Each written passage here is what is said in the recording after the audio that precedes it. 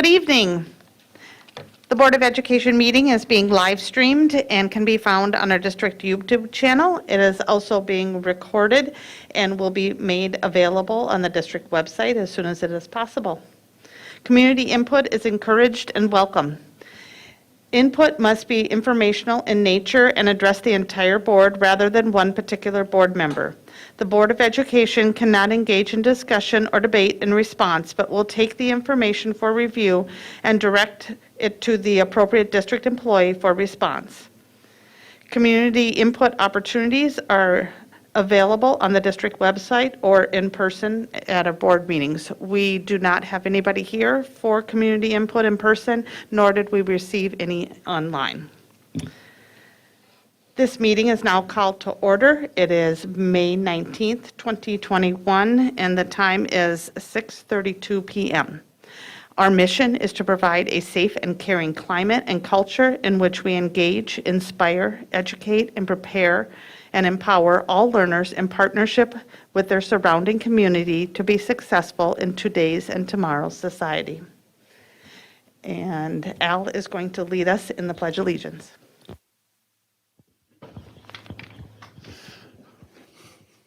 I pledge allegiance to the flag of the United States of America and to the republic for which it stands, one nation, under God, indivisible, with liberty and justice for all.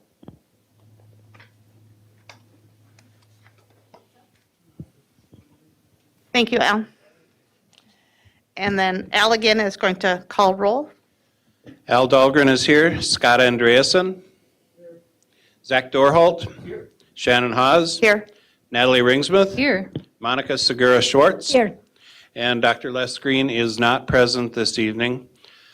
Also present at the District Administration Office tonight is Superintendent Willie Jett, Assistant Superintendent of Secondary Education, Dr. Lori Putnam, Executive Director of Operations, Gary Ganji, Executive Director of Finance and Business Services, Amy Scalarud, Executive Director of Learning and Teaching, Lori Posch, Executive Director of Student Services and Special Education, Carol Potter, Media Technicians, Paul Novak and Gordy Scott.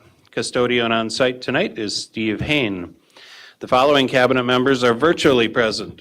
Executive Director of Community Education, Adam Holm. Director of Community Engagement and Communications, Tammy DeLand. Director of Equity Services, Ellen Stewart. Executive Director of Human Resources, Tracy Flynn Bowe. Executive Director of Research Assessments and Enrollment, Dr. Sylvia Huff. And Executive Assistant, Jan McGuire. Thank you, Al. Next up, I'm looking for approval of tonight's agenda. I have a motion by Zach. Second. And a second by Scott. Al, will you please call roll? Scott Andreasen. Yes. Al Dahlgren is yes. Zach Dorholt.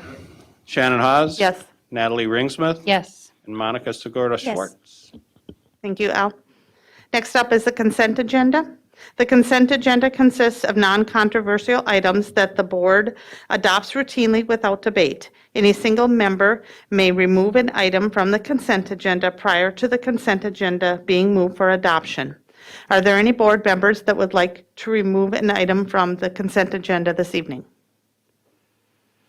Okay, seeing no board wants to remove, then I'm looking for a motion to approve tonight's consent agenda. So moved? Second.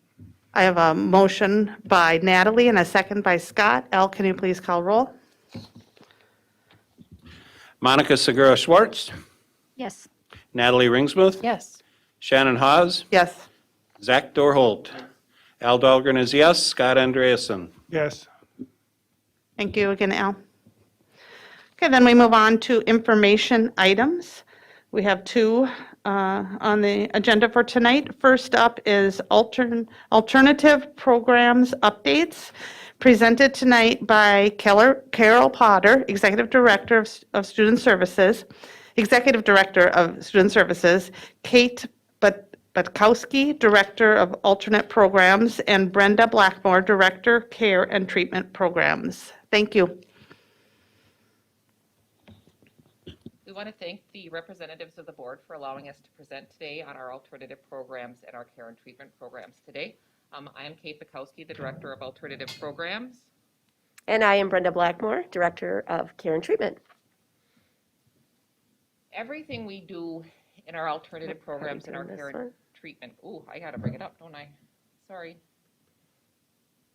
Thank you.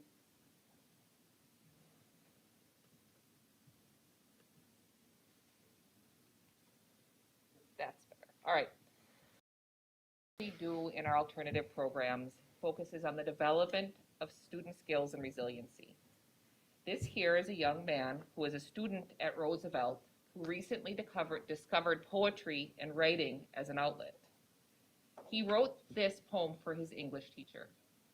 The way I teach, you may not understand it all. I may not reach, but I still have a dream. I still want to be a person you can look up to in the realest of ways and see I am just a person who wants to teach. I had the opportunity several weeks back to sit down with him and get his permission to share his poem with the board tonight. I asked him if there was anything else he wanted the board to know about us at Roosevelt. He looked at me with a glint in his eyes and said, "For reals?" And then he paused and he said, "Well, I want them to know we are close-knit. We all care about each other, students and staff, on a personal level." He said, "Over time, and I've been here a while, and that's not necessarily a bad thing. That's a great thing, actually. You really become a family." And then he paused and said, "Most deaf," and then we moved on with our day.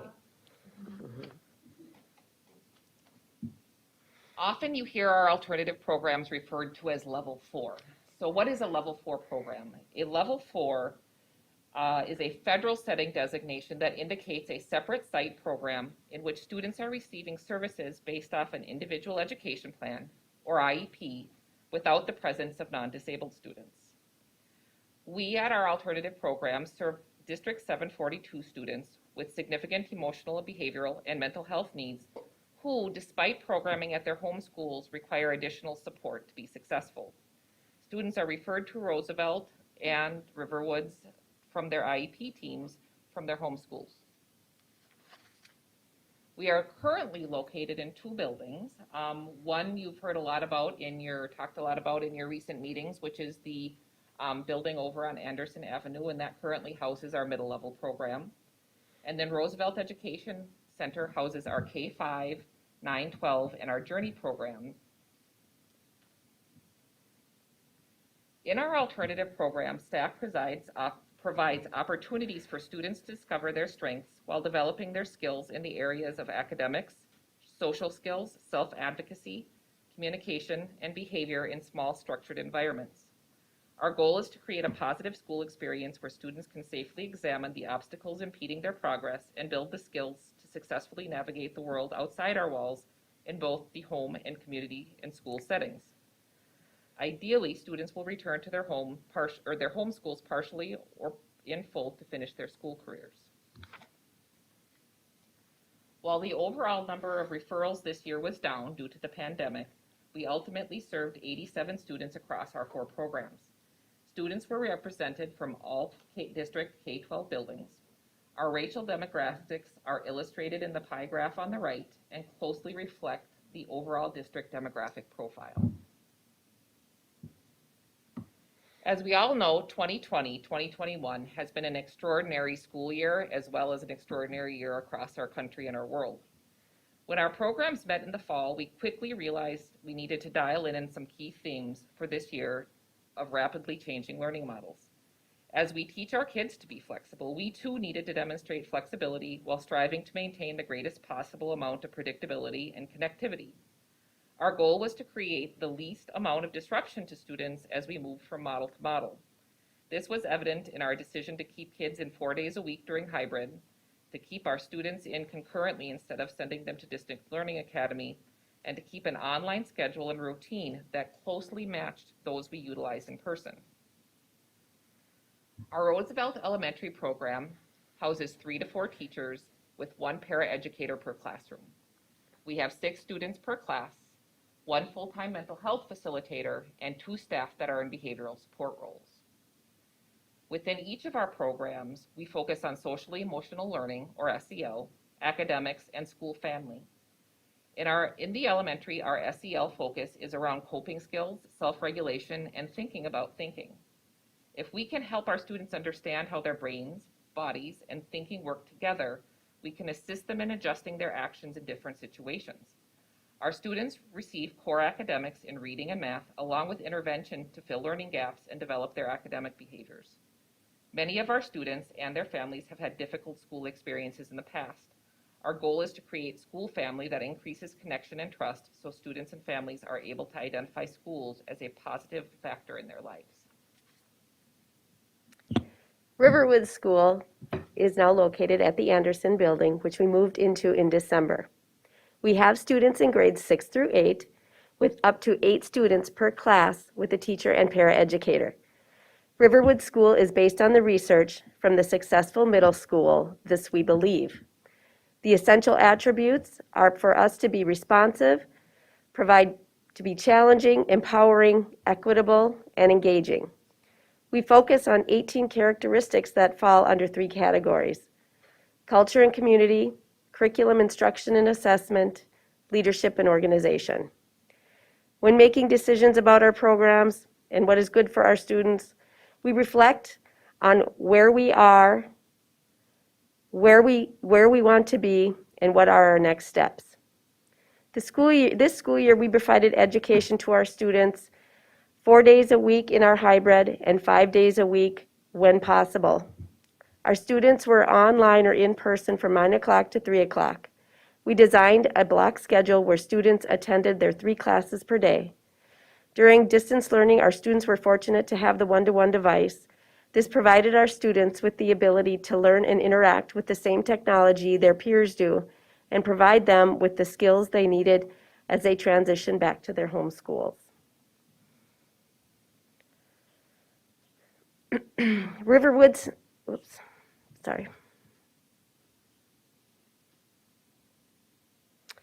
The Riverwoods program is looking for alternative ways to address our students' mental health needs. For the last 2 years, we have participated in what is called DIRT Group. DIRT Group is an award-winning, nature-based, resiliency and trauma-informed children's mental health application based in social and emotional learning in the context of gardening, farming, foods, and creative arts projects. We partner with Crow River Family Services, which was led by Kenny Turk. Students meet twice per week in small groups with 2 therapists. The program is based on social emotional learning curriculum, which is geared for middle school students with a focus on self-esteem, positive growth mindset, safety, and respect. The Roosevelt High School program follows the similar models to the other 2 programs. We have 4 teachers and 1 paraeducator per class. We serve up to 8 students per class, and we have a full-time mental health facilitator. We do have the addition of a 0.5 counselor that assists our students in meeting their college and career goals, as well as focusing on their credits and graduation requirements. And we have 2 behavior support specialist staff that support the programs. As in our other programs, the high school focuses on SEL, academics, transition, and school family. At this level, social emotional learning adds a strong focus on self-advocacy to the ongoing coping and self-regulation strategies. We continue to use core instruction and practice academic behaviors that will help students be successful in the real world. Our transition focus is geared to life and career skills and goal setting that will guide them into adulthood. The final program in our alternative programs is called the Roosevelt Journey Program. The Journey Program serves students grades 9 through age 21 that have more unique needs and very individualized programming. Most of these students are diagnosed with autism spectrum disorder or have severe developmental cognitive delays. Most of them also have limited ability to communicate verbally, and many of them have augmentative communication devices or AUGCOM devices. An augmentative communication device serves as a student's voice and is programmed by a district speech-language pathologist that focuses in this area. You can see several pictures of those in the pictures that we have. where students are using what look like iPads and are often iPads to communicate with staff. The focus in the Journey program is functional transition skills along with functional communication. Many of our students utilize maladaptive behaviors when they're unable to meet their needs through effective communication. We cover literacy, math, home and community living, recreation and leisure, and work skills. One of the unexpected benefits we had this year was the ability to work more significantly with home and caregivers to transfer the skills. We increased the utilization of video modeling as well as sent tax boxes to homes and worked with home and group home staff to work with students on their skills. Now that the world has opened up some, we are also working to get our kids back into the community. You can see the student in the bottom picture. You might recognize the hallway. It's a hallway in the Centricare Plaza. He is a student who has resisted going into healthcare facilities, and so we are working with him and his family to increase his ability and willingness to walk into the clinic so that he can access his healthcare needs, which is a really key skill that he needs to have. One of the things we do in all programs is monthly progress monitoring. Many of our students come to us significantly below grade level in their performance. This can be due to interference from their behaviors or because they have learning disabilities that contribute to their school struggle. Many of our kids will engage in behaviors when faced with academic failure. These graphs represent our fall to winter growth percentiles. This shows all programs together. This demonstrates the growth our students have made in reading.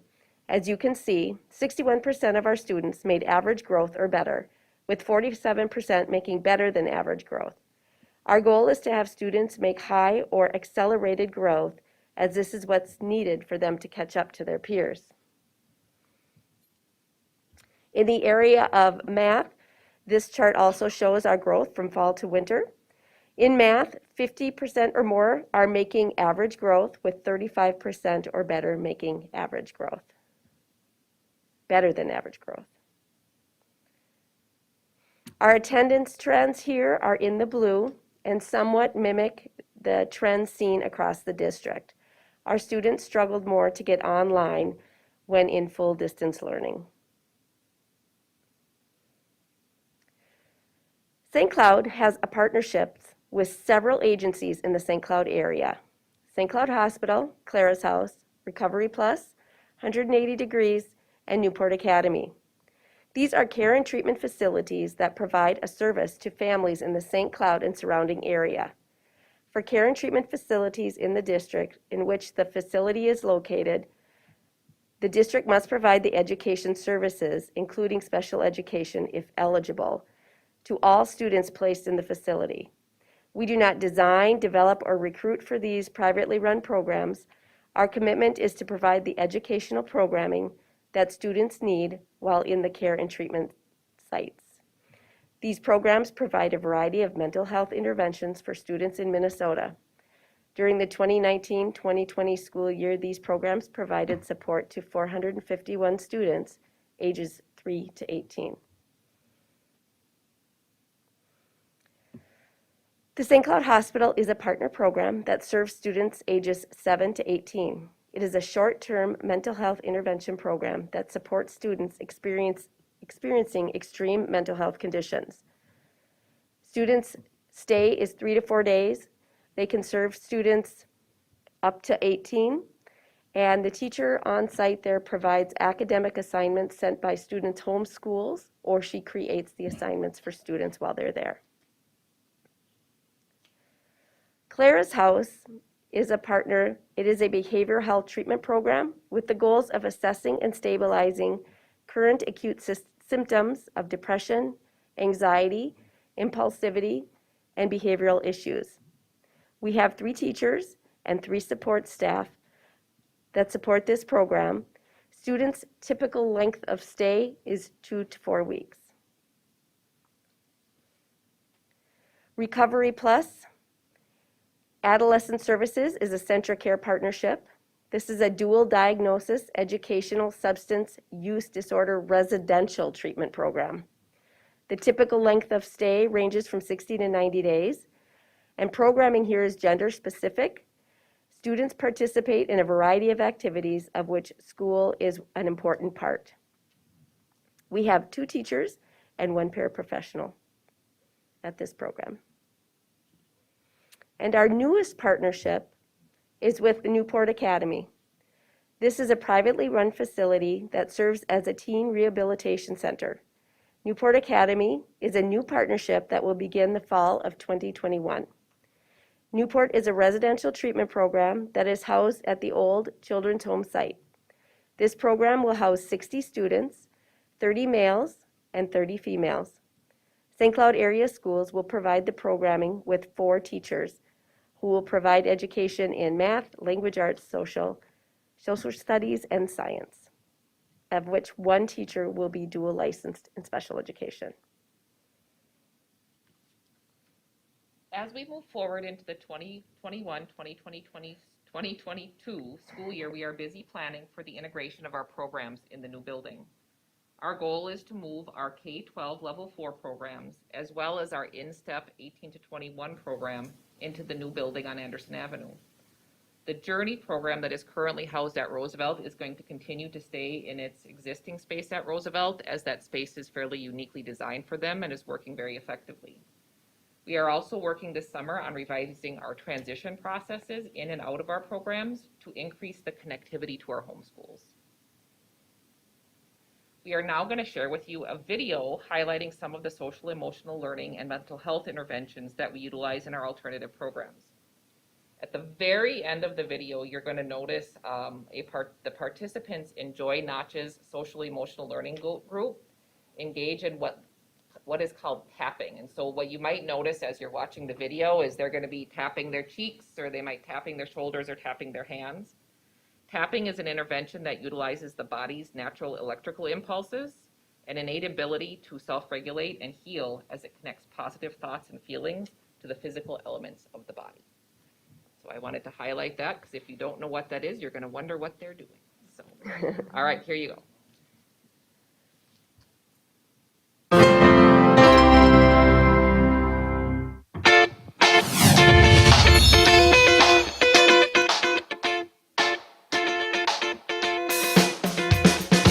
Yeah, so I got into teaching sort of a funny way. In college, I studied art, and I knew I wanted to work with kids, but I was put in a kindergarten, and there wasn't a lot of support, and I was like, yikes! And I actually went into graphic design, and then when I was 40, I had a midlife crisis, and instead of a sports car, I'm like, I'm going into education! So I am the behavior resource specialist here. Part of the behavior resource that we like to offer is some time away from academics, another time for kids to engage. If a kid can stay in the executive state and not hear you have to write a paragraph, maybe they stay in that executive state a little longer. When I was a kid, art helped me get through school. It was nice to be good at one thing and that people could appreciate that. I went to college for art, and then I learned that I loved learning. I really, really want to inspire the kids. Inspiration can lead to the engagement. I know the interaction between the art and other forms. If math is maybe approached a different way, they're not scared of it. Hey, like, I am a teacher and we're working together on something fun. So when we have a tough conversation, there's that background of we've had fun times together too. It's not always negative. And I've run into kids that I used to work with, and they're like, hey, you're Mr. Man, we took apart computers together. And it's like, wow, like, I don't remember many of my teachers. So yeah, it's really cool that something got saved in their memories. Something effective happened in that teaching moment. One of the things we're going to do when the kids come back, we're going to have a welcome back resiliency party and just congratulate them for being resilient. And you did great. Just the fact you're here is showing that you're resilient and you have resilience. We talk about growing resilience, but we want you to know you have it. Riverwoods is an alternative school. We get referred by mainstream schools on students that they think could use work on regulating, asking for breaks, anger management, things like that. Some of the students here do have mental health diagnoses. Given that we are a small community setting, we do have the opportunity to bring in other resources. We were able to bring in Courtney from Dirt Group, which is a great service for students to have in person. Dirt Group is a trauma and resiliency informed mental health application, but it's a little bit different than most mental health applications because we try to do everything based in social and emotional learning, and on top of that we also try to do everything a little bit more hands-on.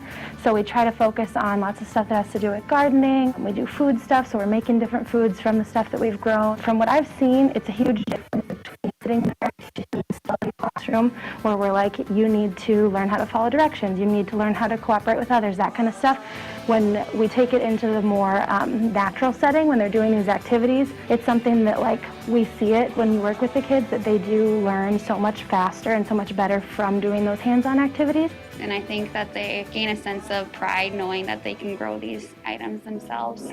Well, my focus here is to provide some of the mental health skills training, and so we looked a lot at the social emotional learning, what's impacting their ability to be successful in the classroom. They're struggling with self-esteem, they're struggling with their ability to connect with other people. So we look at how we can try and replace maybe some of their negative coping strategies with much more healthy, positive strategies. Superflex, it incorporates fun characters and gives us an opportunity to make it a light topic, is more of a social thinking type curriculum. And so it helps students really look at what are some of the thought processes that may impede their ability to be successful in the classroom. Sometimes people have a hard time recognizing their own behaviors, but when we can externalize it, they're able to sometimes recognize it a little bit easier. And we look at the different characters and we talk about what those are. We identify what they look like, and then we talk about what happens. What does our behavior look like when we're using that type of a thought process? It utilizes the superhero, who is Superflex, which comes in and provides more positive strategies, and all of that together helps the kids kind of figure out how they're going to be interconnected within that classroom, and then how that overall impacts their ability to access the academics.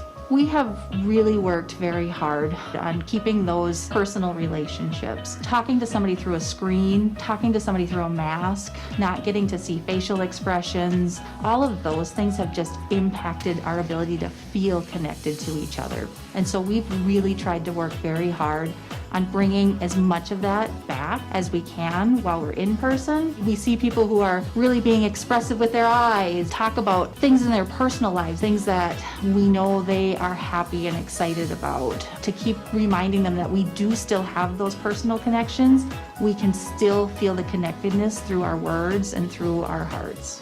742, be the difference. 742, be the difference. 742, be the difference. 742, be the difference.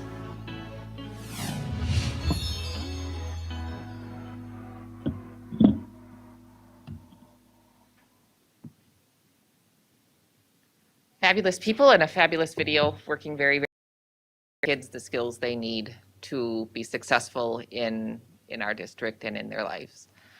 So that is what we prepared to share with you today, and we are open and happy to answer any questions you might have about what you saw. Thank you. Al?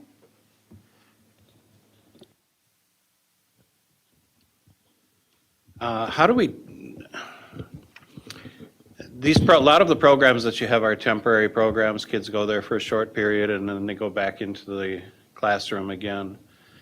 And I know it isn't really what you're here to talk about, but what programs do we have in place, or do we need to have in place in regular classrooms to address these issues with students before they're transferred into an alternative facility, but to take it head on and avoid having to send them to that facility?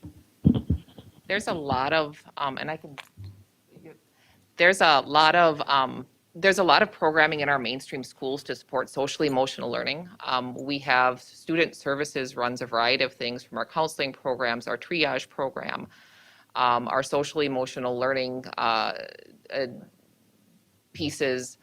We have support rooms that are in place to help support our kids when proactively, as well as support them when they're struggling. We have co-located therapists in our schools.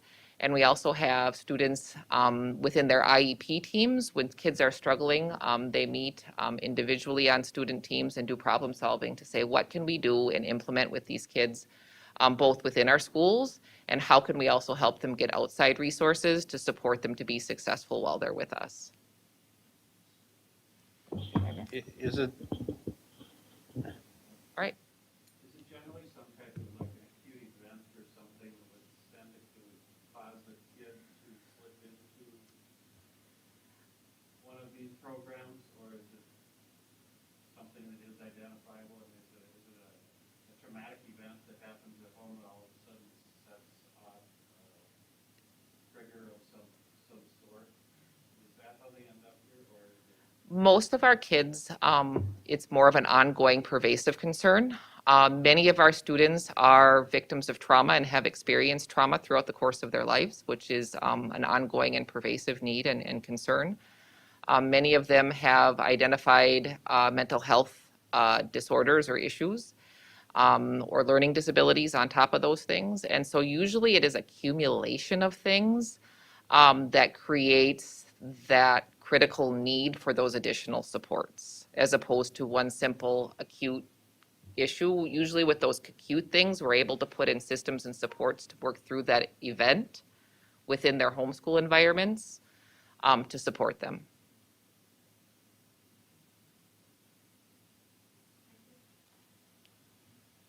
Anyone else? Natalie? Thanks for a great presentation. And, we have so many sites that we don't hear as much about, I would say, as a regular basis. So I'm so glad that you were here to share your joys and struggles with us. I love the superhero capes. That classroom, totally amazing. Specifically with Recovery Plus, I have two questions. Number one was, I'm just wondering, what are the trends that you're seeing in substance abuse lately in central Minnesota? I don't have any of the data in front of me, but it continues to be a need. During the pandemic, they weren't able to serve as many kids as they typically would. So now they're starting to see their numbers increase. We see students that are repeat students in the program, but the needs are definitely there. Thank you. The other question I have on that is Recovery Plus.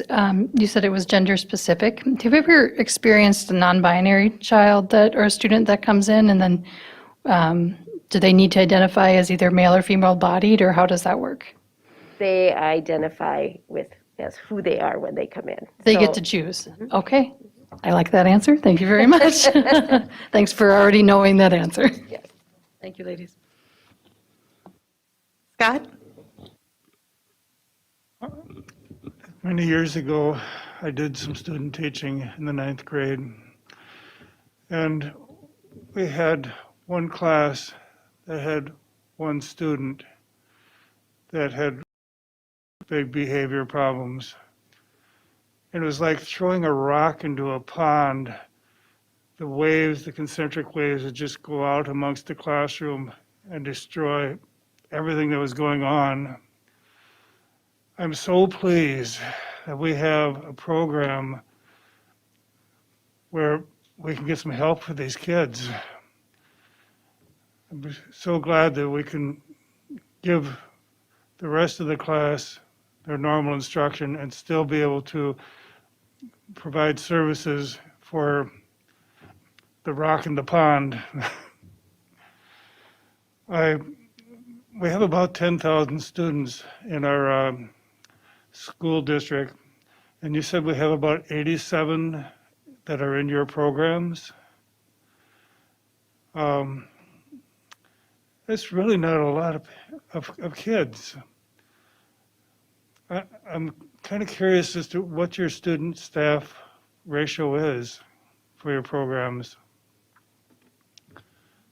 I do have that. The younger kids, it's a little bit higher. So typically when we have, we are staffed, the elementary is staffed, 11 staff to, elementary and middle are 11 staff to 24 students.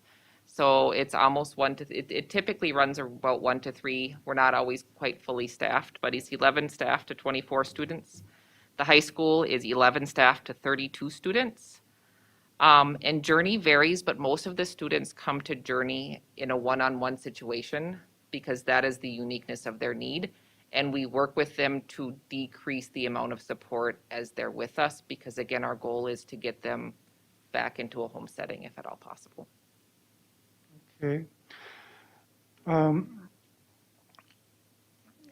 know that Sartell has recently adopted a program of distance therapy for their kids. It's kind of a outgrowth of doing everything on video nowadays. Do we have that program in our school system? It seems like the kids check out, they go to therapy in the guidance office for 45 minutes, they check back in. And it sounds so efficient. Well, during this time, I think we've each experienced in our programs where we have had students that do access their therapy On site. on site. But So, pardon? Greater Min. Greater Minnesota, So yep. we even have, Scott, we even have something a little bit better where Greater Minnesota Mental Health provides those services on site for us. in person. And so when we were all in distance learning, they were providing those services via technology. But now when we're back in the building, those therapists are right in the building with the students.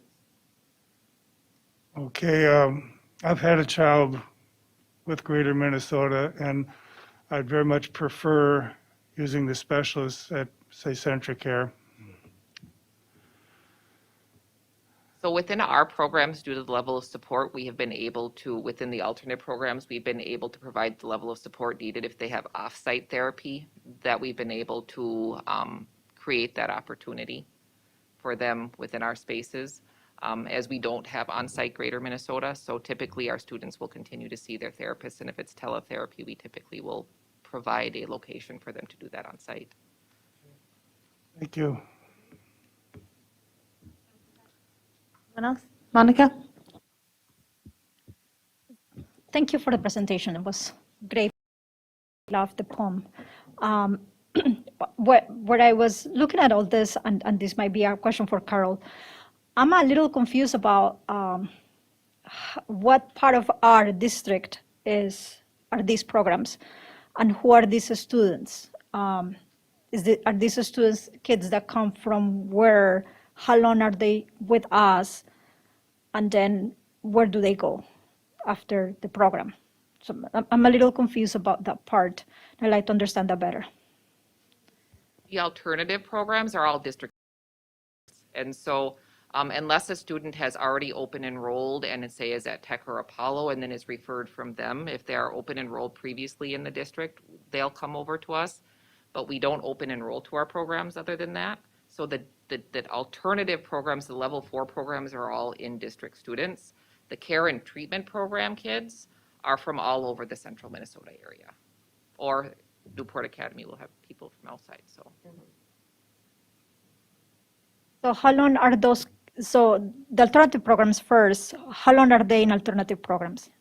Depends on the student. It's an individual education plan, so it could be anywhere from 6 months to several years, depending on the need of the student and how they're making progress and what their level of success is.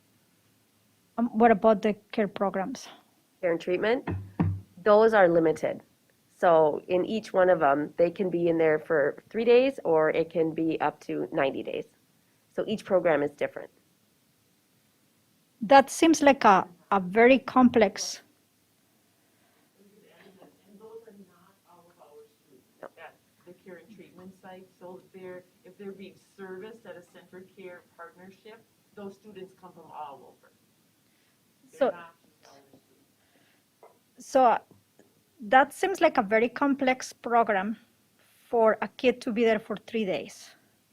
So what does that do? Like what is a 3-day program, that program for? That one that I'm referring to is the St. Cloud Hospital one. So that's for students who are severe. So students who may have attempted to hurt themselves in some way and need an emergency intervention. That's why that one is a short term. That one is located at the St. Cloud Hospital. Okay. And why are we there?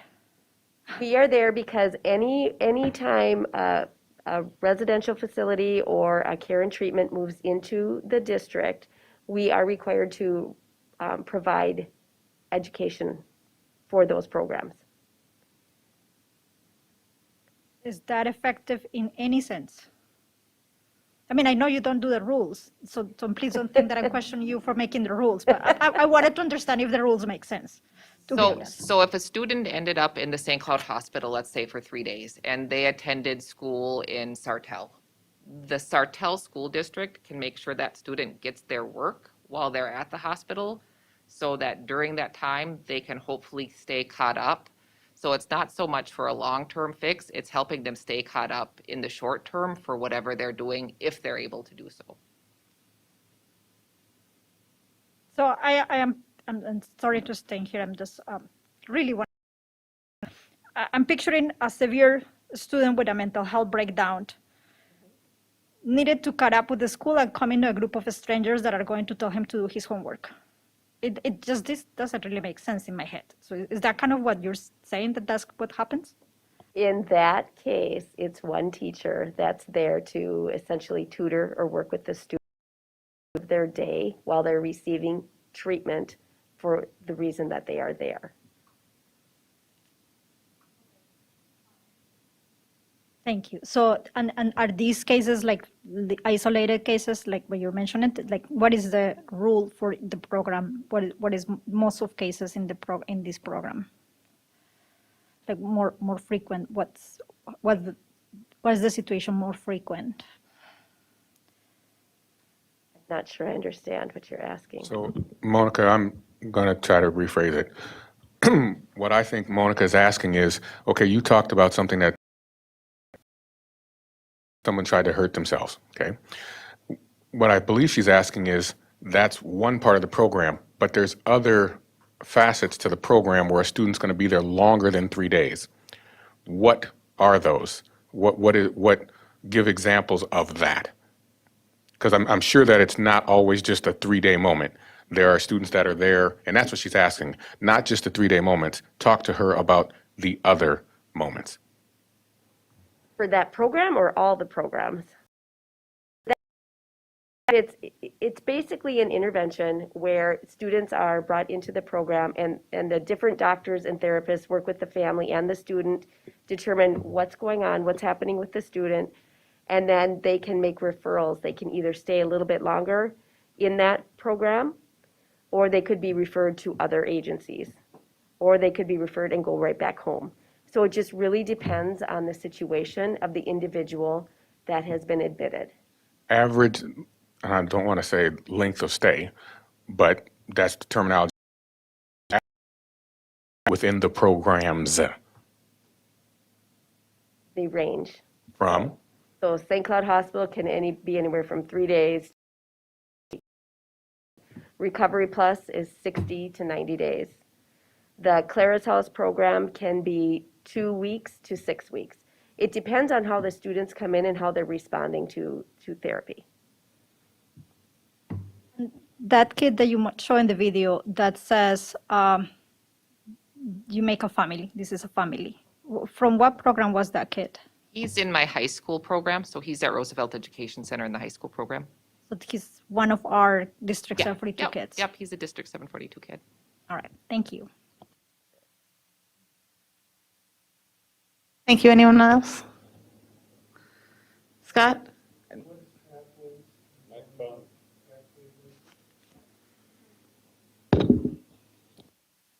What is pathways? So the Claras House, pathways, Recovery Plus. I didn't know what pathways was. Or, So are you talking about Claras House and Recovery Plus? I guess so. Sorry, Scott, is that when she was responding to my question that she mentioned a number of them? So you mentioned for the length of the program, Yep. those and those she's talking about. Could you tell me about this Newport Academy, this folks that took over the St. Cloud Children's Home? Yep, that's a new program that's coming into the St. Cloud area. That program will be set up for 60 students, 30 males, 30 females, so they're gender specific in their education and in their therapy. So it's a residential program, again, that students will participate in. Again, that could be a 60 to 90-day program where they come in and they work on whatever issues have brought them to that point. They have high family involvement and therapists readily available to work with kids. So all of these programs have a full day program for kids, of which school is embedded into the day. So they could have things ranging from one-to-one therapy, family therapy, yoga, outside experiential learning opportunities, and then their basic core requirements for school. How do they differ from the St. Cloud Children's Home? It's a lot less students, but it is a residential treatment center. I think the difference, there's not a huge difference, except for it's a different company coming in. Is this also a nonprofit, like Catholic Charities? Mm-hmm. No. No, No, they're for-profit. They're for-profit. they're for-profit.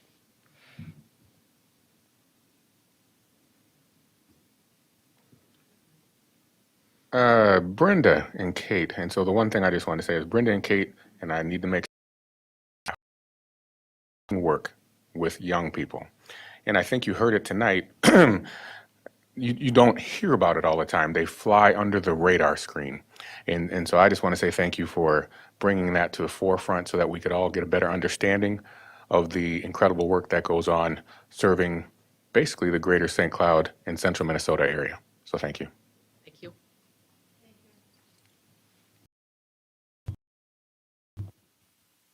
Okay, next up, Monica? So, so as you can see, I'm quite confused about the programs. And I'm not sure that I understand it completely. So let me ask you something. What do you want the board to understand about your programs in order to support you better?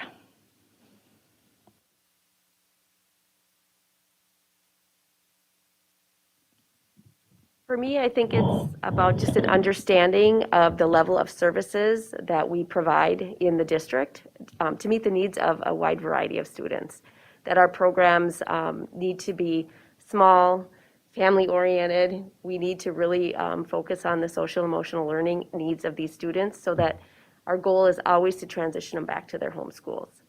But they need the skills to do that so that they can enter back in and function in a way that they're comfortable. And I think it's great to understand just the scope and sequence about the amount of different types of programming we offer in our district. So whether you're in your home school and you need co-located therapists, whether you are diagnosed with a disability and you need services within your home school for reading or math or social skills, or when your needs become more significant and they're greater than that homeschool can meet, we have a place where we can wrap them in and help them show their brilliance and develop those skills and see their gifts and work with those families to discover what got in our way that's landed us here and how could we help you access things in the community and we're small enough that we can wrap around at a level that you can't always get in a comprehensive high school of 1,500 kids. And so I think that the beauty of it is within our district and within our town, we not only have our district programs that service from here to here,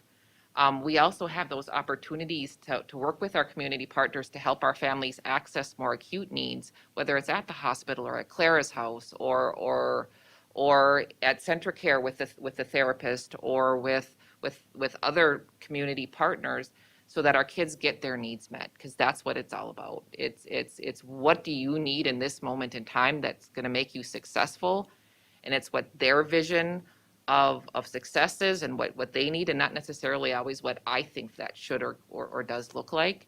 It's that each individual student need, and that's what it is.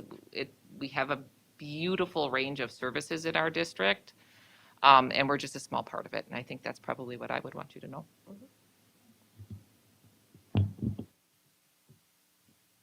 Yes, what is your relationship to the, to spend? Are you under the same budget, or what's the deal? Yes, yeah, all of our students in our non-care and treatment programs are special education. So we are level 4, that designation means all of the students in our level 4 programs are on an IEP and serviced through special education. Whereas the care and treatment programs, some of those students are on IEPs, some of those students are just general education students that are not serviced in that way.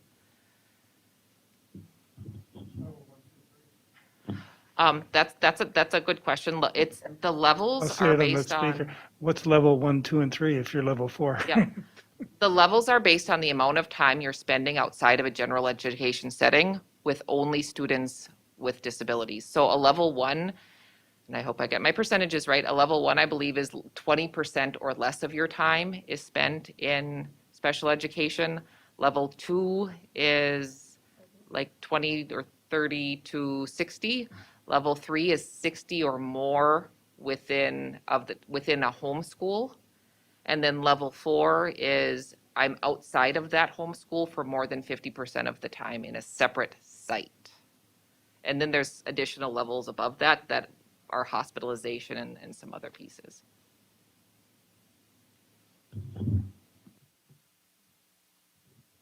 As long as we're in overtime here, I have just a short one. When a student comes from another district, say Sartell, Sauk Rapids, Holding Ford, whatever, and they're in one of these programs, or say they're at St. Cloud Hospital or Claras House, does the student's funding follow the student? Does the student's state funding come to us for the time period that they're in our programs? Yes, it does.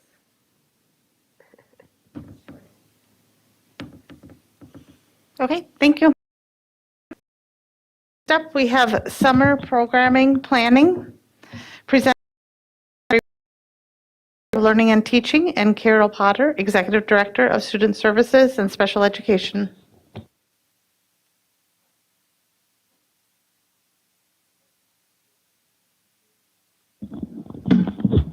Good evening, Chair Haas.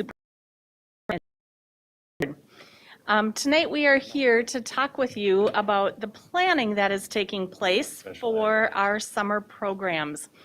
And we decided that in order to ease transitions, I'm going to do the talking for the presentation part, and then Carol and I are both here to answer any questions at the end. Summer 2021, here we go. As always, we start with our mission statement. And we know that in our district, we work to fulfill our mission all year long. That doesn't stop at the end of our school year. Tonight, we're going to talk about the opportunities that we have for our students, but there are also many opportunities for staff throughout the summer as well. Many times we think about our summer programming as our traditional programs, our targeted services programs, and we'll talk about each of these tonight too. Our credit recovery or our high school summer school, our extended school year program. But this year we have some new opportunities, and we have some, as you've probably heard a lot about, some additional funding that we can use for that. What we're going to talk about tonight are the plans as of tonight. I'm sure you've heard on the news the last couple of days. Hard to get some planning in place with only a couple of weeks to go. So this is our plans as of tonight. The first thing that I really want to talk about, though, is a reframing of our thinking and of our speaking. We hear a lot of talk in the news about learning loss. And tonight, I'm asking us to reframe our thinking around that, to reframe our speaking around that. There are many, many experts who are speaking out about this, who are writing articles about this. And I pulled a few quotes that I found to help us do that, the reframing of our thinking. to think about this, keep it in mind as we move forward into summer planning and into the next school year. So singer and songwriter B.B. King says, "The beautiful thing about learning is that no one can take it away from you. So we can't lose learning." The second quote comes from an article, and it says, "What if we stopped worrying about what has not happened and instead accept our reality and decide how to use what has been learned?" That's our focus. What have we learned? And we've learned a lot in the last year and a half. A couple of other ones.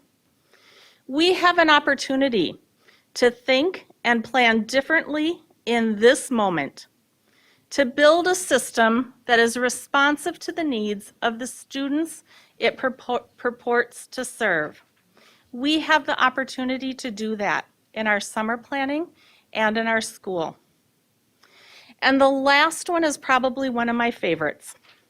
Rather than a deficit lens, look at students from a funds of knowledge.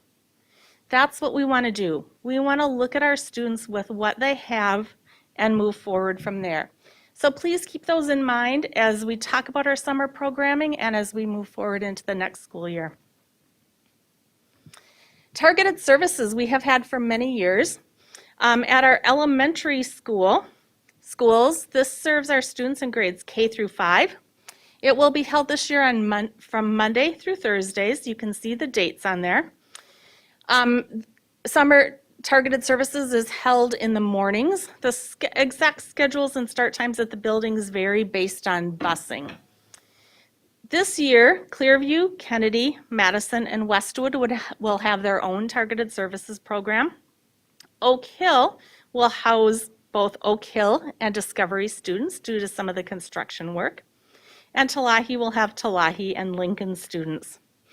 Tina Lahr oversees all of our targeted servicing programs, as well as designated leaders at each of the buildings.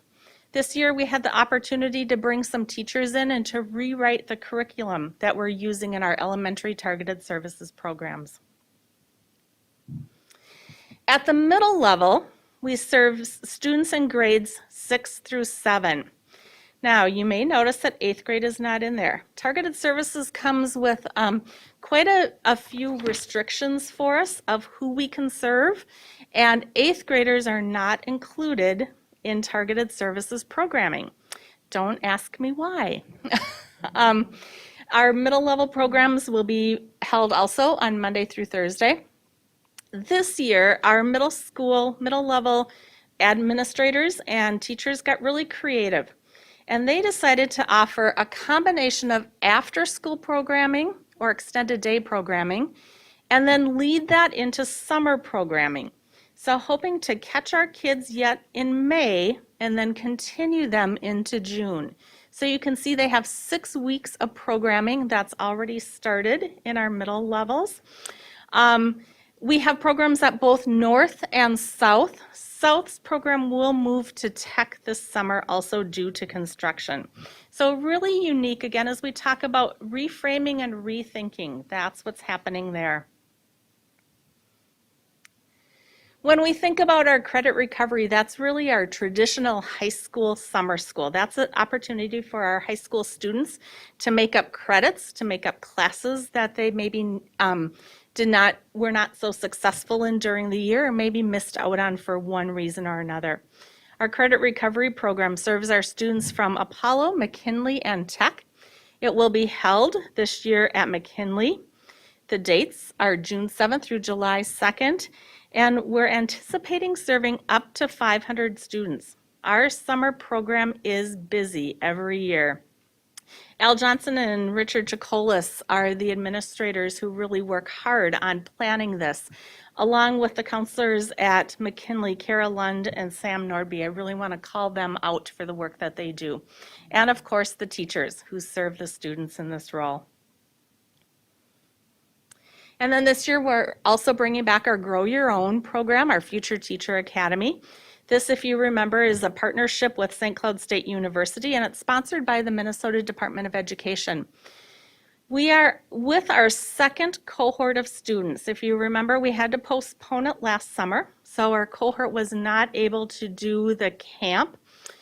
These are district students who are interested in exploring education as a career, and they receive college credit by participating in this along with a stipend.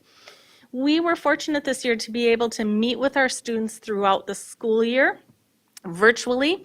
They are very excited about the opportunity to be able to be on campus this summer and to actually get to have the camp. Our tentative date for the camp portion is August 1st through 6th. And I say tentative because we're working with MDE and with some of our funding sources on when the money has to be spent by. We do have a meeting this Saturday with parents, and we're looking at having 20 plus students in our program this year. And then our extended school year program. If you remember, our extended school year program is a program that's available to students whose IEP requires them to receive special education services during extended school breaks, which is what summer is. Our ESY, or Extended School Year Program, serves students in preschool, pre-K through age 21. This program also takes place on Mondays through Thursdays. You can see the dates on here and the morning times for these programs. Our ESY programs this year will be held at Apollo and at Madison. So what's new? What are we reframing and rethinking? Each of the programs we talked about already has different aspects to it. But this year we have some new and or expanded programming. Our Kinder Camp programs. Many of the buildings have had Kinder Camp programs in the past. This year we will have Kinder Camp at all of our buildings. It will be free for our students. This year will be district supported in terms of planning so that we have some consistency between buildings of what our kindergartners, our incoming kindergartners, will receive during Kinder Camp. Our buildings have selected their dates. Kinder Camp will be held for 4 days, and they have selected one of those 2 weeks in August for their Kinder Camp. Also new this year is a program we're calling Rising First Graders. This also will be held at all buildings, and this is for our students who were in our Distance Learning Academy in kindergarten. If you think about it, these students who will be going into first grade have never had the experience of being in a physical building. So we wanted to offer them the opportunity to get used to their building, to see what the building's like, to be introduced to some of their teachers. We do have up to 96 rising first graders who will be eligible for this program this summer. 2 other programs that we're excited to share with you. One is called Rising Freshman Week, and this is offered through our partnership with Get Ready, Gear Up. It will be held at both Apollo and Tech. This is open to all incoming freshmen, so no matter which middle school they're at, and that's public as well as our charter schools. So if there's a charter school student who will be entering our high school next year, they also are welcome to attend this. It really is a chance for our freshmen to have an introduction to high school. We know that that 9th grade year is so critical for our students, that transition year. The program will be held from 9:30 until 1:30 every day. It also will be a free program. Lunch will be served. It's a chance for our freshmen to get to meet their principals, some of the teachers. We'll have some student leaders there. Our business community has stepped up and is offering to lend support and be there to help our students as they start to explore career and college, as well as some of our colleges. We're also hosting an activities and athletics fair so that we will bring in many of our students, and our freshmen can see ways that they can become involved in some of our activities or athletics once they start. This program will be open to 150 students at each school. Invitations have gone out, flyers have gone out via Schoology to all of our current 8th graders, so they are starting to register now. You can see it will be held August 9th, 10th, and 11th. And then we have a program that's a pilot program called Rising 10th Graders. And this is a program that Al Johnson actually created and envisioned. This will be available to Apollo, McKinley, and Tech students who will be going into 10th grade. It will be held at St. Cloud Technical and Community College, and a strong partnership in this program. So we have many community partners who are stepping up to be part of this program for our students. It will be about 45 students. The students are selected by their homeschool counselors. It will last 4 days each week, and you can see the dates up there. The morning for this program will focus on academics, so mostly language arts and math, but the afternoon will be activities that are co-planned with our partner organizations. So excited about that opportunity as well.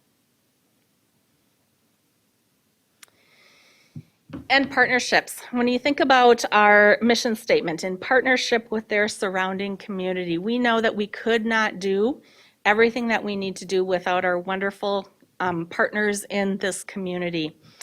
We have 21st Century Community Learning Centers at Discovery, Lincoln, and South. This is a grant through the Minnesota Department of Education and the federal government. It is a partnership with United Way and Partner for Student Success. So they are the fiscal host of the grant, and they are the ones that plan the activities in partnership with us. There are also 2 schools in Sauk Rapids, Rice, and many, many, many partner organizations. So they will be housing and planning many activities. A lot of them are done in conjunction with our targeted services programs. They also offer a program called Summer United. They actually have an online catalog of all of the offerings that are available for our students during the summer. Again, they work closely with community partners, and many of these are held right in our schools, either before or after targeted services in conjunction with the Boys and Girls Club. We also are providing support for our community partners. We know that we have many agencies, many organizations in our community who have had strong summer programs for many years. We have started doing more training with these partner organizations, trainings for parents who are involved in the partnerships and for their staff. We also have been doing a lot of planning together. We've shared our district initiatives and focus areas with them for next year, and they're planning to focus on those same areas so that we can really work together to serve the needs of our students. We have 2 things up here that we're still exploring, and actually I could have added to this list. We are exploring a partnership at the Islamic Center. We know that many of our students attend after school and summer programs at the Islamic Center, and we're working closely with them to be able to offer some additional programming that especially our EL teachers have stepped up and are excited about, but also some outside organizations. We also are exploring a partnership with community education so that we could offer some additional courses through community education, but we would provide the funding for our students to attend those opportunities. So really a lot of ideas. Today I heard about 3 or 4 more other ideas that people said, well, what if we? So there are so many ideas out there. Our people are excited about what we can offer for our students. But we do have some planning realities in all of this. Some of it is the timing, just hearing some of the information about when budgets, what will be available for budgets, when they will release those numbers, when they will release the funding to us. We also have the reality of nursing, because if we have any student participating in one of our programs who needs any type of nursing care, we need to be able to provide the nurses to do that. And as we all know, that's difficult to spread our nurses through the summer and through all of those programs. Transportation is also a reality that we face. Our bus drivers don't work 12 months out of the year, so finding bus drivers to provide transportation, we know that transportation can be a barrier for our families, and not offering that means that some students would not be able to participate. So we're working real closely with Carrie Johnson to figure out transportation for our students. And then the reality of staff and student fatigue. We know that it has been a long year, a long year for our students, a long year for our staff. And we have some staff and students who are saying, not right now. I need to take a break. And that's part of our planning reality too. And we want to be real respectful of that and know that, yes, we have people that need to take a break, and some of our planning may need to wait until next summer. So we can have all of the wonderful ideas that we want, but if our students and our staff are fatigued, we know that those ideas might have to wait until next summer. So again, as we think about our mission statement, in partnership with our community and making sure that our students are successful in today's and tomorrow's society. This quote, "If you make it a goal to never stop learning, you will remember that the journey is a series of new starts that make you wiser and stronger each time." We have the opportunity now for almost a new start, a reset, but that learning never stops. So as we look at being successful in today's and tomorrow's society, we know that we'll continue moving forward together. Any questions for us? Not exactly a question, but I'm so happy with those quotes and that learning lost thing. I've been struggling with that thing, like the learning lost, like you don't unlearn things. Like when did you unlearn stuff? Like ni las malas mañas. I mean the bad habits. Like what if we will have learning lost, maybe we can put the bad habits there, because once you get them, they're there. Yes, So, I agree. So that happens with everything. So thank you very much for changing that thing about that learning loss, that I have to explain that to people and it's like, what? What am I losing? Just because we're going vacation in the summer and then we start losing stuff. No. So thank you. Thank you very much. I really love this. I don't know who came up with the learning loss, but these people are genius are coming up with this part. So I'm really happy that you're doing that. Good. And that is having the mentality of more an asset base than a deficit base. So thank you and congrats. Al? Guess my microphone's been on. I have a question about targeted services for students, and especially students, and maybe I'm not, maybe I'm making assumptions about targeted services that are wrong, but students who are identified as falling behind or being behind would be asked to come into these programs. So if a student is behind in reading, I have a question as to whether or not all students at least in elementary school, who are being approached for summer school based on being targeted as falling behind in English or in whatever you want to call it, have they all been screened for dyslexia, and wouldn't that list be a really strong target for us to look at and screen, maybe as part of this program for dyslexia? I mean, those, if they're not falling behind, they probably don't have dyslexia, but if they are, they may. So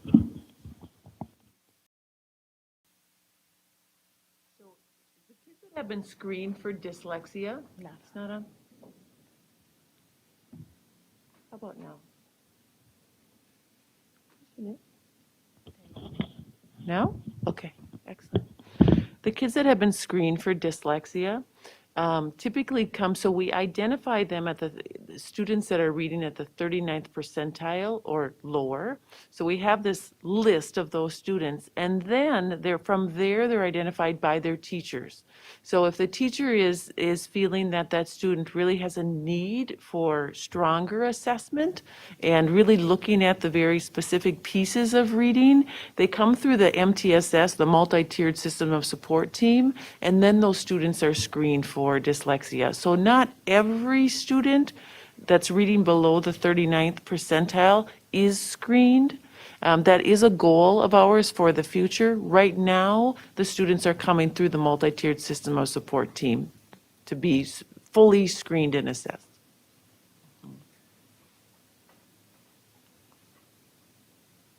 Anyone else? Natalie? This is a lot of stuff, number one, so that's amazing. I love this last quote here. The journey is a series of new starts.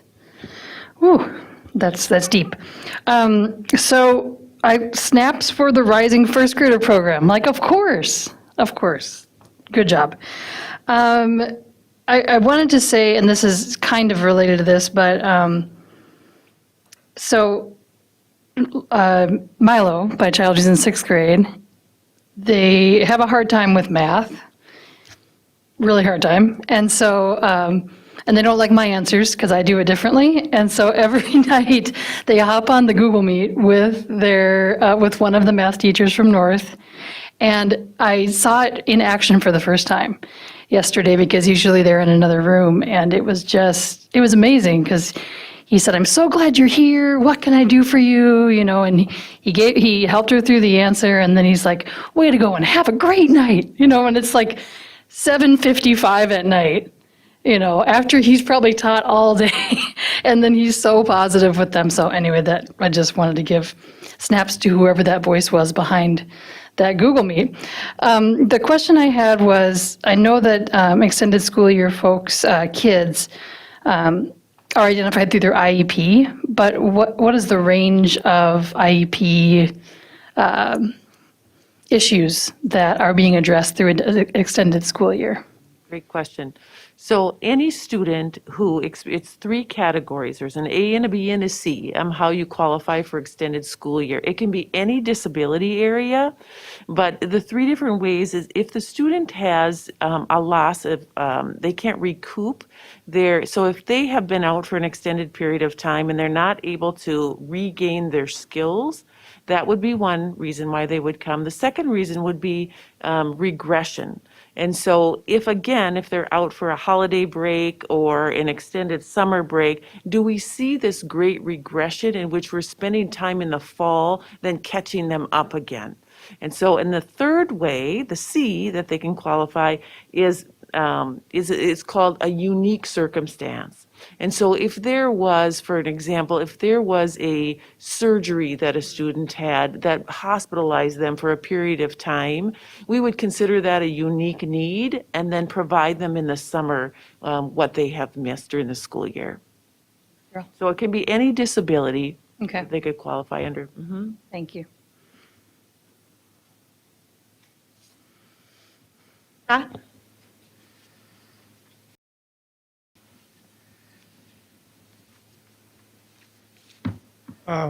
We had a Achievement Integration and Equity Committee the other day, and there was a super smart student doing a presentation in there. Is there anything for the super smart people besides sending them to college in 8th grade? For summer programs? Yes. That's one of the opportunities that we may have this year with some of the additional funding. So in the past, we haven't had the funding for that. Our targeted services funding can't be used that way. But this year with the new funding sources, we can explore some other opportunities to serve students. A lot of the funding still does need to be used for students that maybe need some additional remediation during the summer, but we're looking at trying to find ways that we can do more than that. As I said, this is our plans as of tonight. Okay, thank you. Thank you. Okay, next up is an action item, approval of list of graduates, Apollo and Technical High Schools, presented by Dr. Lori Putnam, Assistant Superintendent of Secondary Education. Good evening. Thank you, Chair Haas, Board of Education, Superintendent Jett.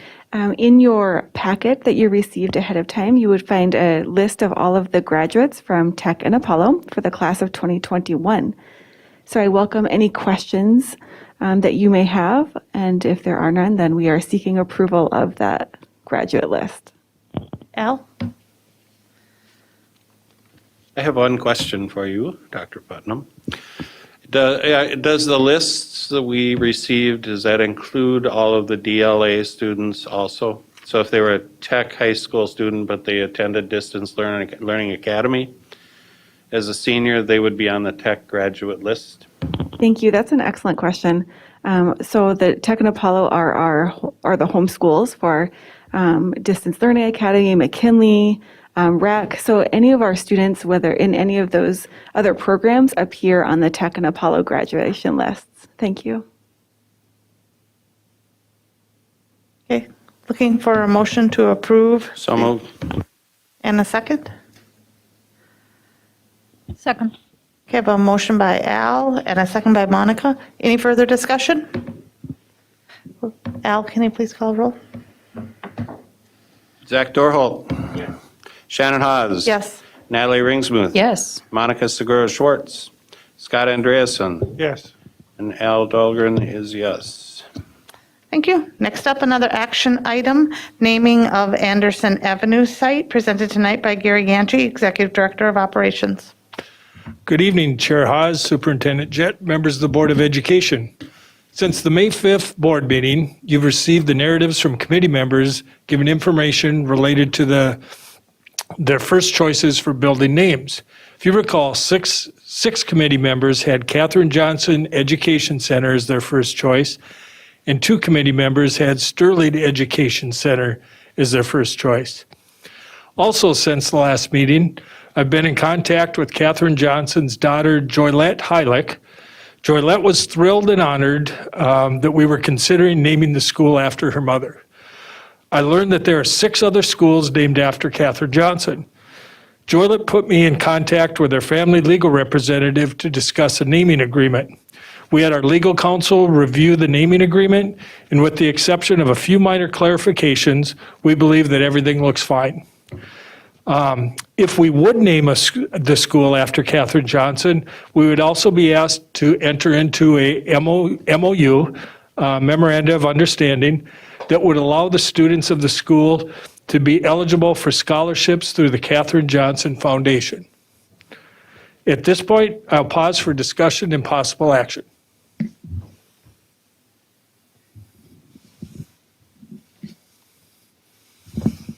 Any discussion? Al, go ahead. Sure, I will. Remember to turn my mic off one of these times. So I thought about this a lot over the last several weeks and did lots of research. And I know at the last time we had a discussion on this, I talked about naming buildings after people, and I talked about naming buildings, the risks associated with naming it that way. And so I put some thoughts down on paper because my mind was all over the place, and I wanted to make sure that I said it right and put it in the right frame. So I just said, naming buildings after any person always carries with it an inherent risk. That risk includes the risk of future revelations, changes in society that change how this person or their actions are judged. We do not know what future generation prescripts will be, so we always run the risk that the name we choose will become counteractive to this current board's intent. That said, I can and will support the selection of the name Katherine Johnson Education Center, but this is by no means done for the purpose of virtue signaling to anyone. Katherine Johnson was a woman of character. She was brilliant.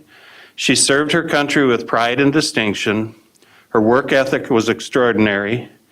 Her work saved lives. Her work furthered our space program and furthered the progression of the United States of America as an exceptional country. She was a genius who worked in near complete anonymity for us. She was humble and expected little in return. She was a model for what it means to be an American, in her case, an American hero. Katherine also shattered barriers. She was born female. She was born of color. These characteristics in her time placed her in a position where her accomplishments were notable as groundbreaking and helped shatter barriers to entry for future generations, opening career fields for young women and young men of color. I hope as we move forward with this school, we honor her for what she accomplished. I hope we honor her lifelong commitment to education and STEM. I hope we honor the way she used her brilliance and work ethic to shatter barriers and to become a prominent member of the NASA space program. I hope we portray her as an extraordinary role model, not only for students of color, but for all students.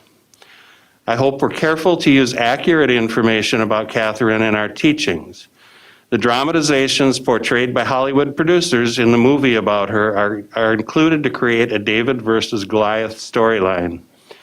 I hope we do not teach as fact Hollywood dramatizations of her plight. Katherine Johnson was a remarkable woman who used her character, her brilliance, her integrity, her honor, her extraordinary work ethic, and her incredible pride of country to excel and make this world a better place for everyone. She's an American hero for those reasons. Thank you. Thanks, Al.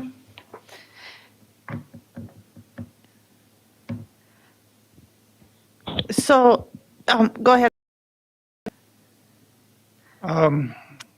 I went to a school that was named after a person. I don't even know for sure if you know who the person is. It was a Robert Fulton. Robert Fulton was a little bit like Katherine Johnson in that he was an engineer and scientist of his time. He put steam engines on riverboats. And everyone in the school knew who Robert Fulton was. And I think that Katherine Johnson's will be remembered by certainly the students that attend her school. Thank you. Can I get a clarification? Is the building name thought would be Katherine Johnson, the Katherine Johnson? Would the official building name be if we went with this? From the committee was Katherine Johnson Education Center, and Sterling Education Center was the other one.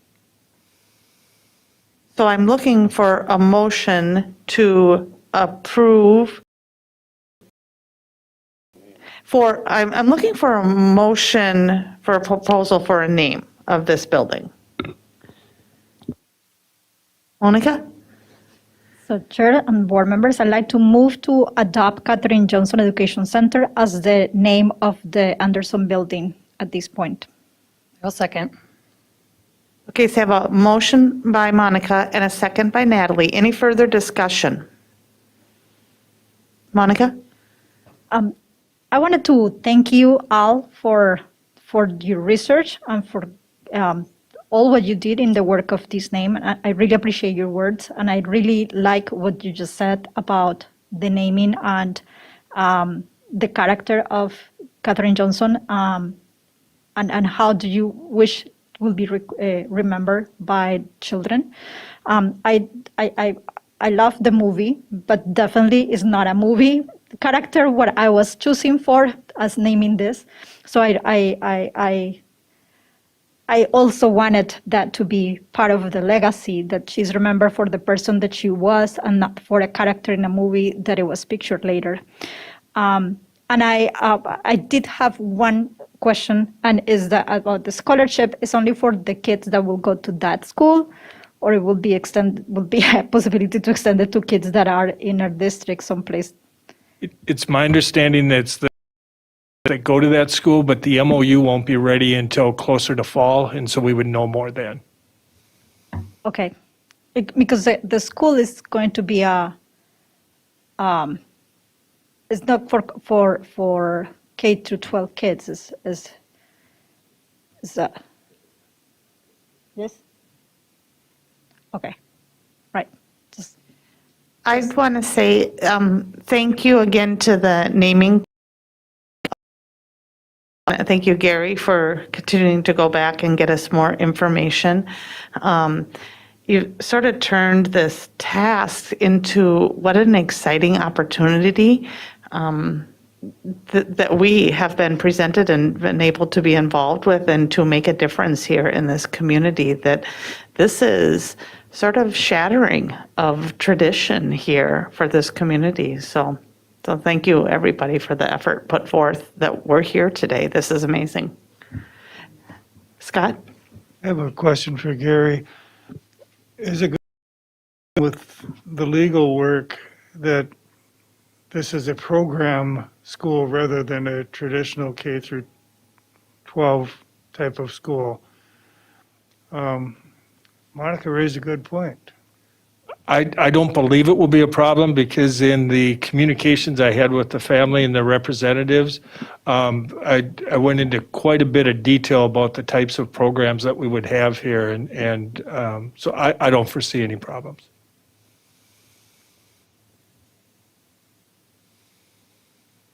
Still won't actually have a graduate from that school. Our graduates are from Apollo and Tech, basically. Not quite sure how this is going to work, but I'm sure somebody will come up with an idea. Correct. We will continue to have dialogue to clarify that. Yes. Any other discussion? Okay, Al, will you call roll? Natalie Ringsmuth. Yes. Shannon Hawes. Yes. Zach Dorholt. Yes. Al Dahlgren is yes. Scott Andreasen. Yes. Monica Segura Schwartz. Yes. Thank you. Okay, next up, another action item, meal prices for 2021 and 2022, presented tonight by Amy Scalarud, Executive Director of Finance and Business Services. Superintendent Jett, members of the board. So this is our annual discussion about meal prices for next year with a slight twist and disclaimer from normal. The food service waiver that allows students to eat for free has been extended for next year. The state is currently in the application process, but is not having any concerns about that approval. So not like in prior years where this will directly impact our families, this is more of a precautionary measure to increase prices to make sure that we don't fall behind as we get into 2 years from now when that waiver does expire. So the only actual functional implication of this for next year as it impacts our families would be for families who may purchase a second meal. And we have a very small number of students who purchase an additional second meal. And then obviously our adult meals are not at no cost currently. So our adult price increase would be impacting those adults who are eating. In your agenda is a summary of all of the current year pricing for our district as well as our neighboring districts. We do not have 21-22 pricing for any of our districts. No one has had formal board approval or have any recommendations that they were able to share with us at this point. So right now, we're really just looking at a comparison of where we are at compared to our neighbors for our current year. And if you look at that analysis, we are below or at the same as most of our districts. So certainly our meal prices are definitely much better than a lot of the neighboring districts.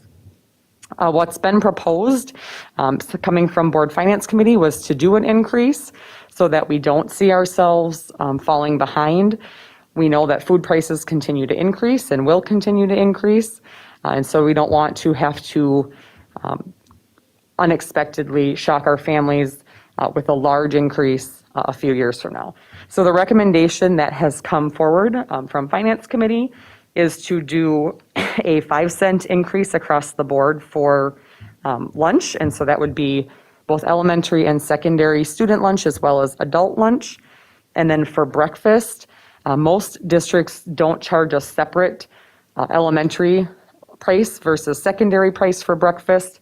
And so the recommendation is to increase elementary by 10 cents and secondary by 5 cents for breakfast. That brings those two prices in alignment with each other. So the breakfast price is consistent across elementary and secondary. And in your board summary sheet lists what the prices would be. So our prices would end up being $2.75 for elementary lunch, $2.95 for secondary lunch, and $4.10 for an adult lunch. Breakfast would be $1.65 for all students, and $2.35 for adult breakfast. The Finance Committee and Administration is not recommending an increase in the adult breakfast price. Our current price is already well above most of our neighboring districts, and we have a very, very small number district-wide of elementary breakfasts that we serve. So increasing that really isn't going to generate a significant amount of revenue.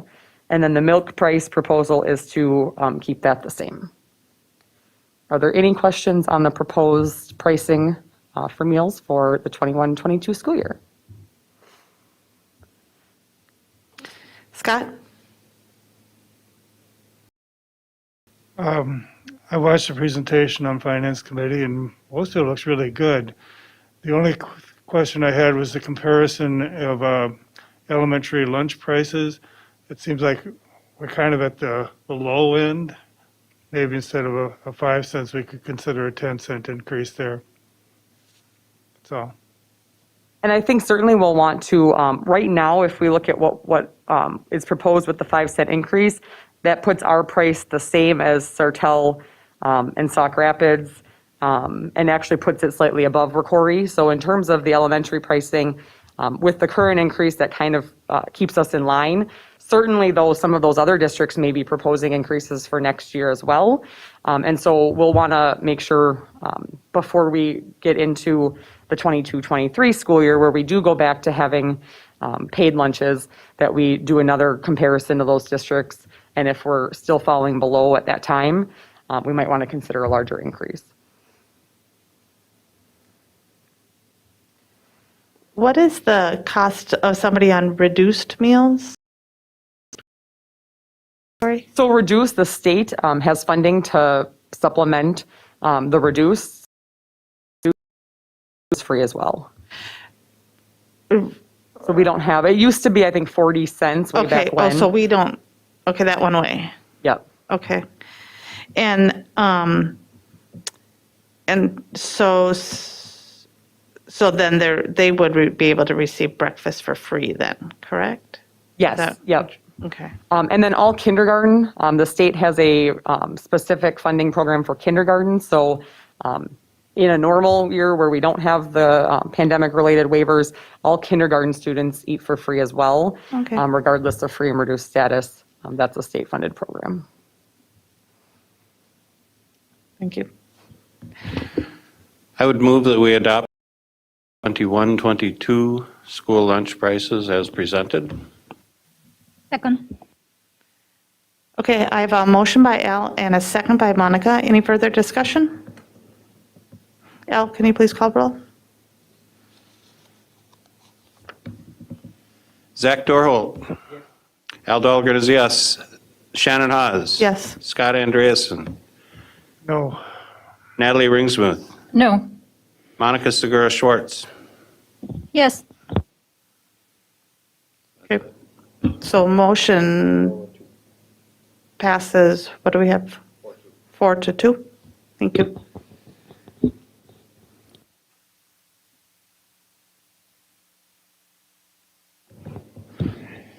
Okay, next up is proposed revised board policy 527, second reading.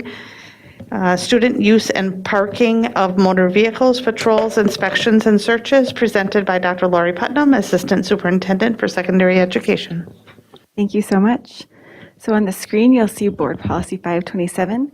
And if you'll recall, the administration just had 3 recommended changes regarding the definition of contraband, the definition of reasonable suspicion, and the definition of school district location. So for each of them, we made them more restrictive. Thank you. Any questions on the second reading? All right, thank you, Lori. Moving on to reports. Superintendent's report. Good evening, Chair Hawes and members of the board. So first off, each spring, Resource Training and Solutions celebrates the accomplishments of the region's top performing high school seniors at the Students of Excellence Banquet and Recognition Ceremony. This year's recipients are, from Apollo, Mackenzie Bingle, Benjamin Copsey, Alex Hausman, and Megan Vasic. That's from Apollo. And from Tech, we have Caitlin Ani, Taylor Myers, Malin Marek, and Ashley Torali. Congratulations to those students. Next up, we have congratulations to Tech senior Emilio Estevez Rincon, who scored a perfect 36 on his ACT. I would like to say great job, Emilio, and from the entire cabinet, we are afraid of you. Next, congratulations to the North Junior High School VEX robotics team and coach Sarah Laudenbach for making it to the elimination rounds of the World's Tournament. They competed again this afternoon. We just don't know how well they did. But it's been a great experience, if you're listening to Coach Laudenbach, great experience for the students, and she wanted us to note, even though they never left their building. Fourth, is for the board. It's something you're going to see in the email, but I need you to stay tuned for an announcement from the Rotary Club regarding early childhood. And that's all I have to say about that at the moment. And lastly, as we all know, this school year has brought many new and unusual circumstances for all of us, and most notably our health services staff. Our 26 nurses have worked tirelessly to design COVID response strategies, to screen and contact trace, to administer saliva testing on site, to cover other buildings when needed, and to remind us all to practice proactive mitigation strategies. To give you an idea of their efforts this year, nurses contact traced 320 COVID cases, which means a minimum of 15,500 phone calls, and emails were made to parents and guardians. And I probably don't have to remind you that cases are not only reported during the hours of school days, Monday through Friday, but in addition, they were responsible for their regular nursing duties as well. Our school nurses have put in many long days and countless hours this year in an effort to keep us all safe and healthy. And we are extremely grateful for their skill and expertise in managing such a unique year. So I need to say thank you. And the reason I'm bringing that up, because it was Nurses Appreciation Week. And that concludes my superintendent's report. All right, thank you. Next up, Board of Education Standing Committee reports. First up, Achievement, Integration, and Equity Committee. Natalie Ringsmith, Chair. All right, thank you, Chair Haas. We had a really different meeting than we usually do, and it was great. We filled the whole time with one topic, and there was a student from Tech, who you just heard named actually in the superintendent's report, who came and gave us some feedback in regards to the idea of class rank. So we got a brief history on class rank and what it has and what it was in our district and what it isn't now. And there were current cabinet members on the committee that gave a little bit of their limited knowledge on the subject, but we're reaching out to other former cabinet members, and I hear Lori Posch has a vault that she keeps all old emails in, and so she is going to do some research and kind of get us to know the timeline of this story and who made the decision and things like that. So Ashley's feedback included a survey that she shared with, I think, 87 people, former students, current students, parents, and she asked them to take the survey regarding class rank and also weighted grading. And she shared her personal feelings, her lived experience within her family, and then each committee member was able to share their thoughts and questions. So we had a lively, active discussion starting at 8 in the morning on Tuesday. So thank you, Superintendent Jett, for sending her our way and for an exciting Tuesday morning. Our next meeting will be June 15th at 8 a.m. Do you have a question, Scott? There wasn't much talk about weighted grading, and I'd like to know more about that, because I think it's a great thing. I know there have been kids that have not taken accelerated classes because they wouldn't do as well, and so they, instead of getting an A, they might get a B in an accelerated class, and that impacts their going on to college. So I'd like to learn more about weighted grading when we have the opportunity.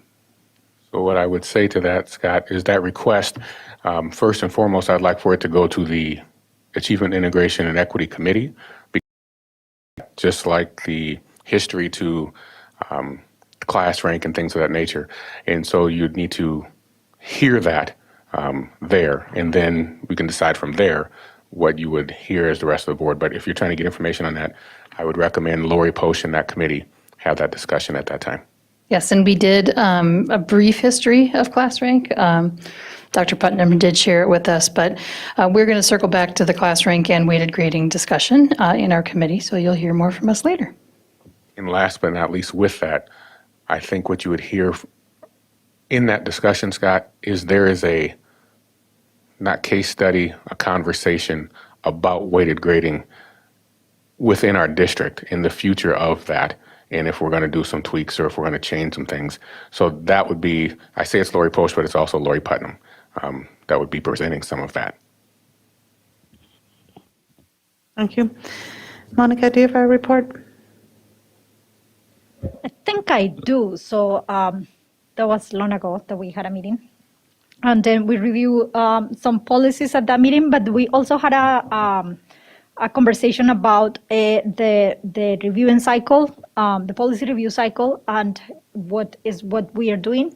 So the conversation was the administration reviews policies, and they every so often according to the cycle that we have discussed, and then they bring them to the committee with changes or without changes. They bring it to the committee and we look at that. So the committee looks at the policies that they have brought for that cycle. And if the policy has a change, it's brought to the board. And if it's not has a change, then we just just mention that we review the policy in a report. So that's kind of what we are doing, and just we had not a discussion, but a clarification about it. And that was our agreement and recommendation. So that's it. End of my report. Okay, and I think Al is going to follow up with a comment about that conversation. Can the board, the complete board, at least get a schedule of which policies you're going to be reviewing? Because I do believe that it isn't,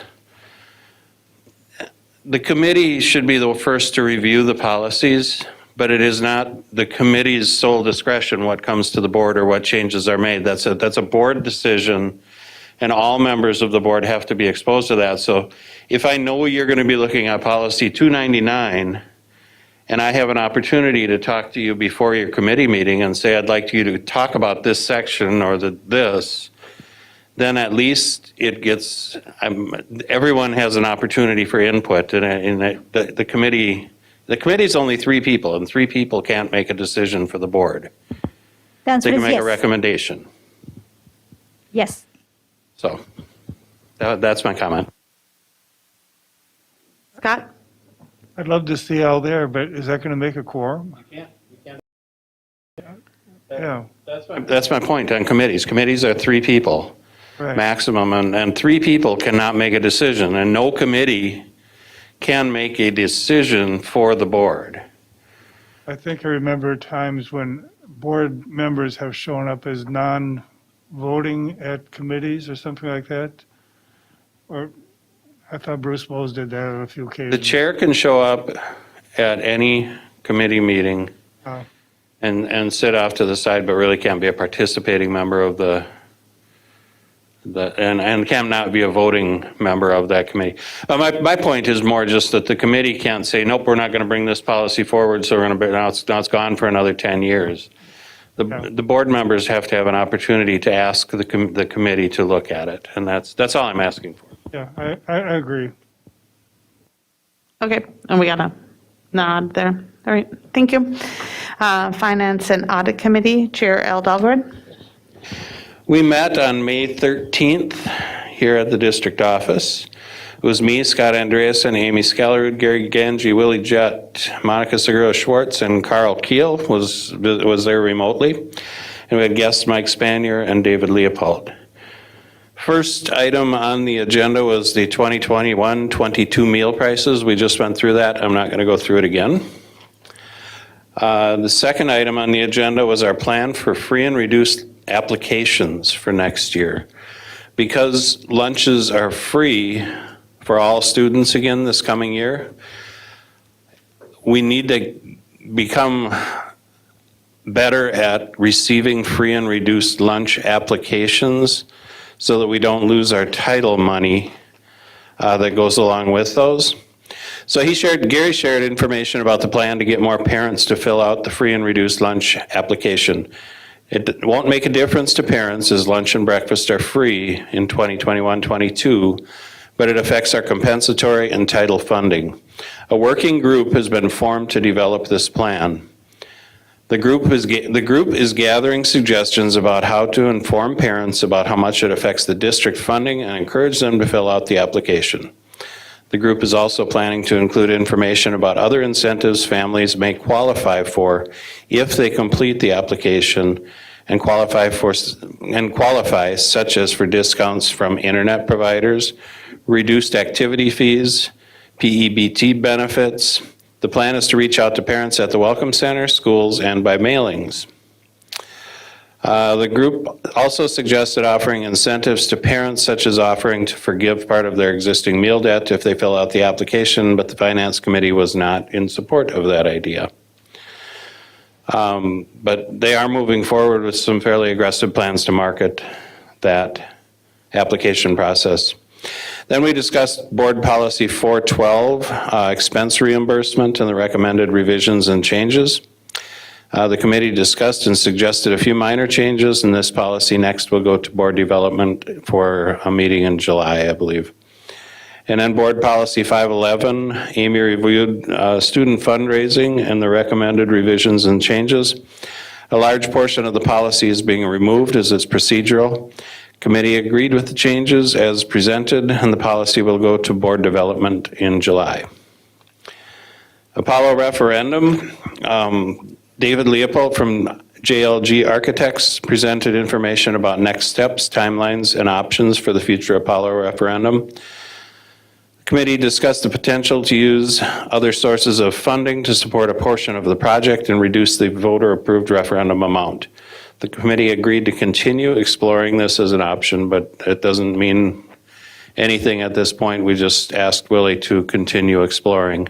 And that was it. It was a long meeting. Monica? I just wanted to clarify, or not to clarify, but add to the point that Al was saying about that we discussed that forgiving the meal prices will not be, we were not agreeing with being an incentive. I wanted to add that it's not that we don't agree with forgiving meal prices. There are other ways that is happening, so just wanted to add that. Didn't think that using it as an incentive for signing to the thing was appropriate. Thank you. Zach, no report? Okay. And, okay. And Les is not here. So last up, we have future agenda items. Board of Education members may suggest items or topics for meeting agendas to the Board Development, Policy, and Governance Committee. June work session topics will include preliminary budget presentation. So this concludes our board meeting tonight. The time is 8:24. Thank you for watching, and we will be back on June 2nd. Good night.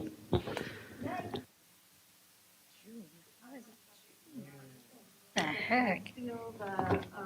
Crazy. Discussion about the agenda, or I mean, the referendum. Right? Well, that's right. So that she should be able to say the same kind of words. Okay, I didn't use them all. Okay. Trying to steal this one?